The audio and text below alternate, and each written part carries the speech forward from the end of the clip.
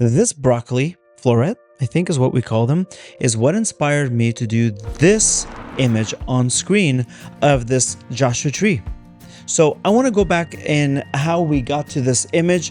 You're going to see me working on the computer a little bit, but more important than that, I just want to have a really honest conversation with you about where I am in my life and how this photo shoot helped me, and I want to do more like this. So right off the bat, I want you to know that this broccoli I saw at Whole Foods. I looked at it and I said, my God, that looks like a really robust bamboo tree. I used to work at the Fullerton Arboretum, so I know what an bamboo tree is. Or it looks like an oak tree, or it looks like a Joshua tree. But when I'm walking through Whole Foods, I realized, wait a minute, Gergo, my friend and our editor in this channel, him and his family, they came to visit, and then they gifted me the pass, the annual pass for the national parks. And we have a Joshua tree, just like this broccoli. And I thought, what a perfect time. Perfect also is that I recently just left a very toxic work situation, and something happened in that meeting that made me really pause and say, wow, did that just come out of my mouth? And I really meant that. I really meant that. So I'll tell you about that. And then I got a chance to see my godson. I see him very often, but for me to hang out with him, take him into the desert and just really have a good hangout day, it was special to me. And it was his first weekend of summer break. I want to say right off the bat that when we went to the desert, I went in with 2 of these wand lights. They're great. Now, I would show you the other half if they sponsored me, but we're not doing that. Actually, it's from Newer, okay? But y'all can sponsor. And I used 2 of these. Nathan was filming with the R6 and I was photographing with the Fuji X100V camera, which in hindsight is not the best situation for low light photography. You saw the image on screen. Let me show you again. Let me tell you why I did this image this way. And I hope that this video, this is going to be very vloggy style, less tutorial, more of a vlog, that you can see and think, you know what? I think I want to do a project like this. So I said that I just recently left a very toxic situation. I told the owner of the company, and I was the creative director and I ran the whole company, A to Z. And I said, I feel like this place is a graveyard for creative ideas. And I didn't know I was going to say that. And I didn't know I really felt that way.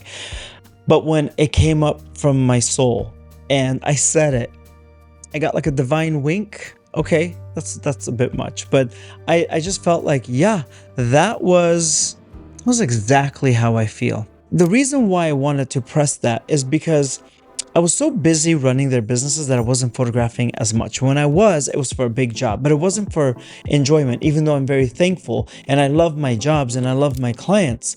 It wasn't just like, I'm going to grab like a light or a strobe or something, and I'm going to just go and photograph whatever comes my way.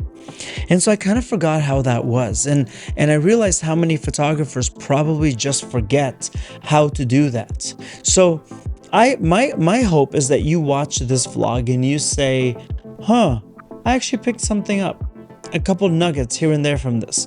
My fear would be that you say, what was Walid on when he made this video? But the truth of it is, I don't care. I do care, but I'm making it for me because I had so much gains. So I wanted to just let you know the elements.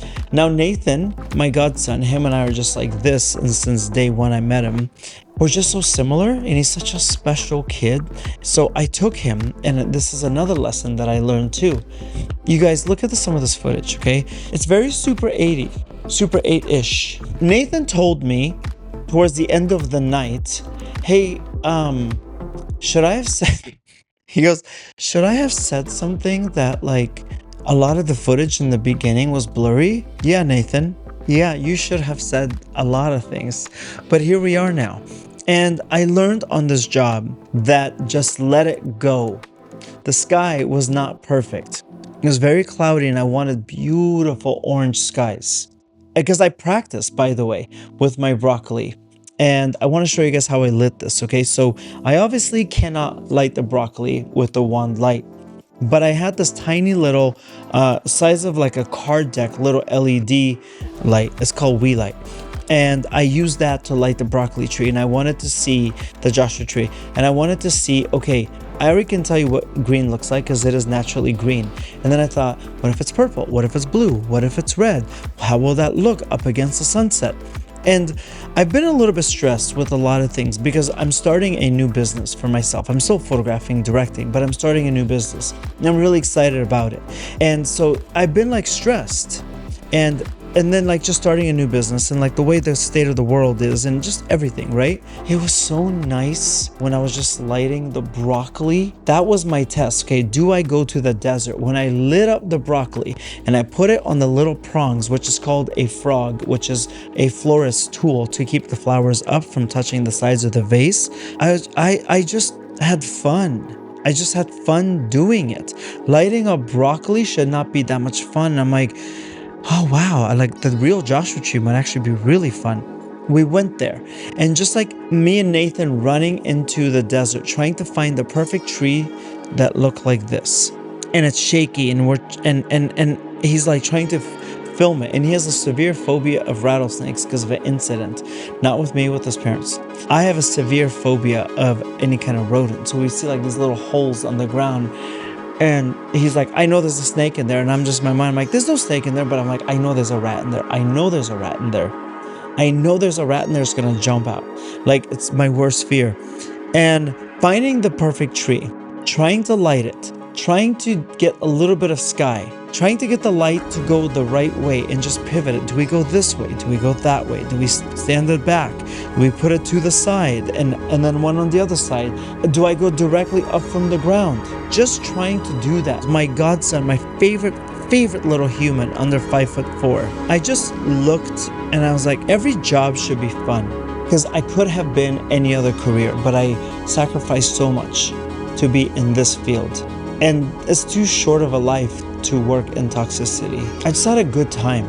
And I had a good time looking at the broccoli at the grocery store and going, I think that looks like a tree. You know what? I have a pass. I should go photograph the tree. And then just lighting the trees. And I wanted to do something with AI.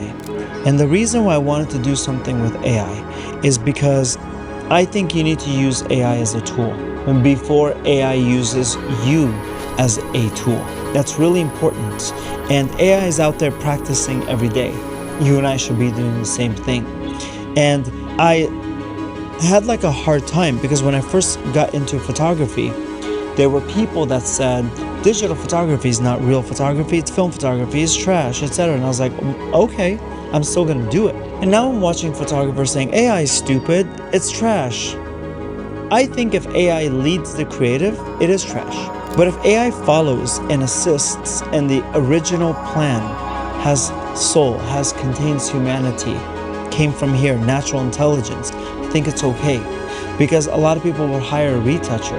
So what's the difference in that and artificial intelligence? So I wanted to use AI and to create something. And what I wanted to create when you first saw the photo in the beginning of the video was I wanted to make an experiential thing. I wanted to make like almost like a museum type of setting where you sit and you honor and you respect the California Joshua tree. And you sit on this beautiful rock and you see the light in the sky. And of course I did some dodge and burn. I did Photoshop and everything. I cleaned up some of the floor. I did some generative expand. But the core of the picture was there. But even when I was photographing it so that it was plain, so that I can add the curtains that I wanted to add. Because I thought that the Joshua tree should almost be like a canvas, like the art piece on a blank canvas. And the blank canvas was going to be a little bit of the sky, but the white curtains reflecting the green light, but sheer so I could still see the sky behind it. And that's the idea that I had. And I don't know what this video will do for you. Maybe you might think, well, damn, Walid, I didn't really pick up one of your tips on this video. I hope that you did. I wish for you photography days like this also, where you look at your camera and I'm like, I'm so lucky to be able to express myself with this device. And I'm so lucky to have the godson that I do, and I'm so lucky to live where I live and to have the things and the experiences that I do. I hope that you saw that it could be fun to just go on an adventure and not know what you're doing. I would say I'm probably one of the worst landscape photographers out there. but I still did something that was my style. You need more days like that for yourself. I had a rule for a while when I was really working a ton. I would take 3 commercial jobs, and then I had 1 for me job. And there's this quote, and I don't know who says it, and I might butcher it, but it says, after every storm, go out and play. And this was the first time that I played in a long time. Because normally I had to play chess for survival, for making the team win, for moving the team and the project pieces along. And it's just fun. And don't forget to have fun with your camera. It's such a unique skill that's so loved and so valued, and it becomes more valued over time. I hope you book a lot. This channel is to help you book. But this video was to remind you to embrace the imperfections and have fun with it. To embrace AI, but lead it and have fun with it and use it before it uses you. And I hope it taught you that you don't need a lot of stuff. There's a lot of beauty around us. Sometimes just a simple light. And that's it. And a little bit of patience and a little bit of, gasoline in your car, and you just head out and you go. Go on an adventure.